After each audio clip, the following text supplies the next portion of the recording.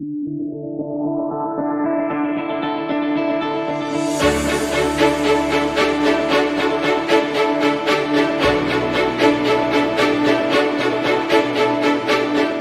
this is Marisha Parekh. I'm the Chief Entertainment Officer at Norton Key Company and, very importantly, the Chief Curator of WOW Awards Asia.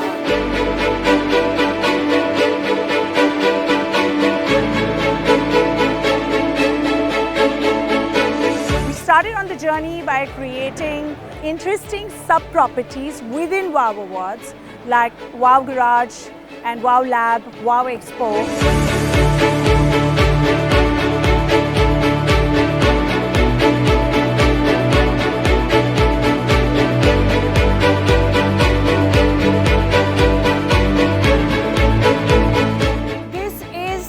The world that I wanted to live in, Norton Key Company, a space which is so exciting to be in, where there is the pressure of servicing a client, but then there is a freedom to fly, a freedom to think crazy, act bold, be unapologetic, and go all out.